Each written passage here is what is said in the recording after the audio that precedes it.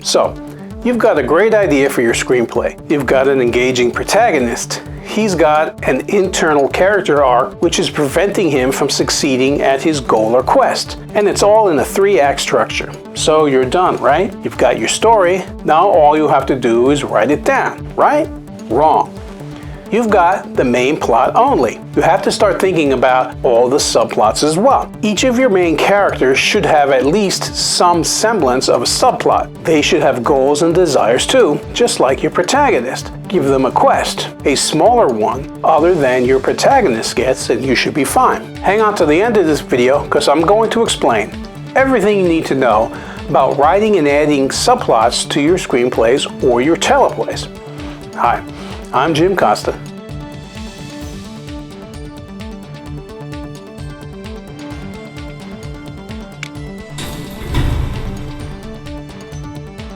I'm a full-time working photographer, video producer, video editor, and technology pro. I want to get going on the topic quickly, but do stick around till the end of this video because I'll tell you about some freebies and training courses I offer to improve your photography, video production, and filmmaking work and help grow your business through something known as earned media exposure. If you like what you see, smash that subscribe button and hit that bell to be notified every time I upload a new video each and every Wednesday. Remember, I welcome your comments, questions, and more on all of my videos. Let me begin by defining what a subplot is. The subplot is an annexing story that runs alongside the main story. Characters who have no wants and no desires are boring. They just follow the main character around, waiting for their dialogue. Give them something to do. Give them a story too. Give them ups and downs. Give them turning points that completely upend their quest. Of course, you aren't going to have nearly enough time to have all these subplots play out. You're going to have to do it quickly. Supporting characters never get much screen time, so you're going to have an entire subplot's 3-act structure play out in only a few minutes worth of scenes, often as little as one short scene representing each act of the subplot story. You're going to have to be succinct when writing your subplots.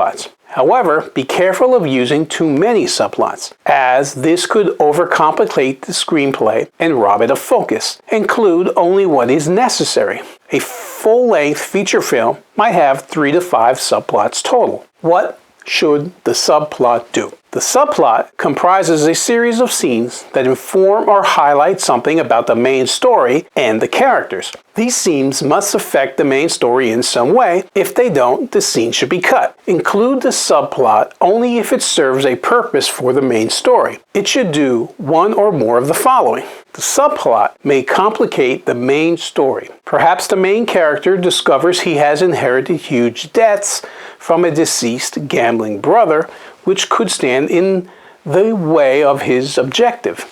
He must find money fast before the big day.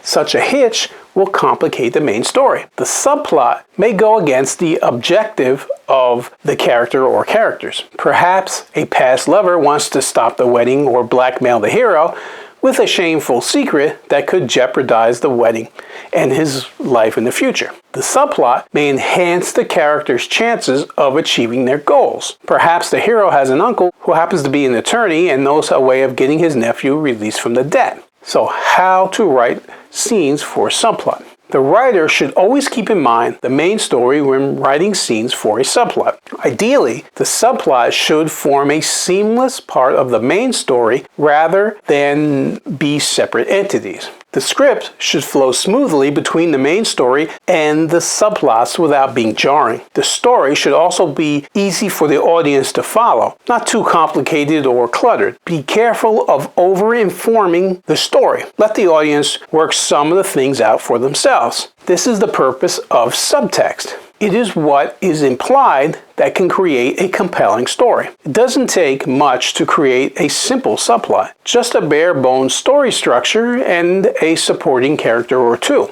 But each subplot you create adds depth to your story. Just don't go overboard and create nothing but subplots, like in Game of Thrones, for example. That works great for television, but it takes a deft hand to make it work in the movies. Only a handful have ever done it well. Take, for example, Pulp Fiction, Shortcuts, or Grand Canyon. Audiences want someone to root for, and that typically means a single protagonist and one main story. If you have well-structured subplots, you will be able to keep the audience interested during all the downtimes in your script. When you are more concerned about the boring exposition or backstory, you can inject a subplot into the film to keep things exciting and keep the audience paying attention. The subplot may impact upon the main story in other ways as well. It may inform the character or characters and how one relates with another. The subplot may also impede or advance the main story in some way. It should never be neutral or have no effect. And most importantly, it should affect the climax of the story. Subplots add meat to the screenplay. Without any subplots, a story would be thin. As such, writing a movie isn't just creating one story, it's creating a whole bunch of stories that are all deftly interwoven together to create a seamless whole. Now, if this is making sense to you, but I've got it in the comments section below. My question of the day is, what's your favorite subplot from a film or TV show? Leave a comment below and let me know. If you found the information in this video useful, I'd like to hear about it from you. If you liked it and want to see more videos like this, then follow my YouTube channel, Jim Costa Films. If you think what you saw was great, please do like it. If you have an opinion, feel free to comment below. If you know someone who could benefit from the information that I provided, please share the video. You can connect with me and my company, Jim Costa Films, on social media and online, on Facebook, Instagram, Twitter, YouTube, LinkedIn, and the web by searching for Jim Costa Films. In fact, I currently have over 4,500 videos on my YouTube channel, Jim Costa Films, so feel free to check out many of my other videos for great tips and suggestions. Thank you for sticking around this long. I mentioned at the beginning about some freebies and training.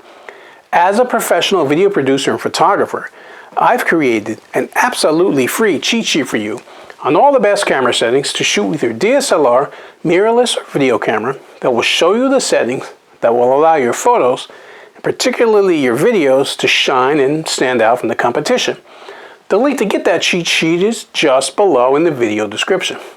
Best of all, my cheat sheet specializes in shooting video with any type of camera. In it, you'll find all the info you need on important video techniques such as white balance, color temperature, frame rates, and more. I've also created an editing training course for Adobe Premiere Pro.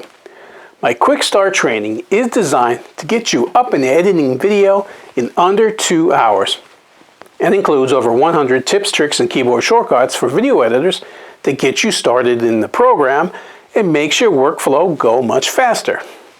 Now, I'm also affiliated with Christina Nicholson, a fellow media veteran like myself who helps businesses and entrepreneurs reach tons of their ideal customers or clients through the power of media without spending big bucks on advertising. I've worked with Christina and used her advice and training successfully, so I know from first-hand experience that it works great.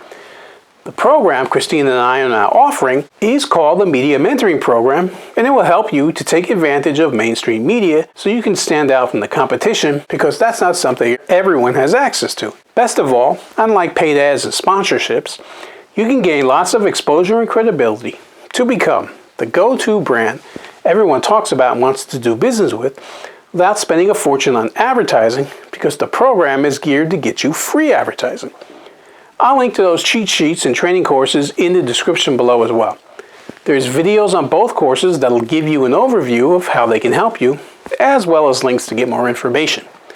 You can help to support my channel by purchasing my training courses, requesting my free downloads, or by hiring me to shoot and edit for you. Remember, I've also done other videos on filmmaking and video production, and I'll link to those in the description below as well.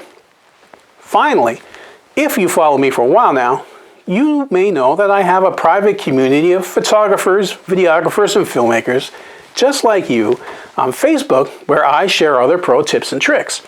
It's called Video Producers and Content Creators. I love new members who want to share their work, learn from others, and also help others based on their own skills and experiences. The group is private and only for people in the filmmaking, video production, and photography industries that I personally work in myself. It's not a public group like my business Facebook page that I talked about earlier. That's public and anyone can see that. You'll find a link to that group in the description below as well, so feel free to join it where you can learn even more.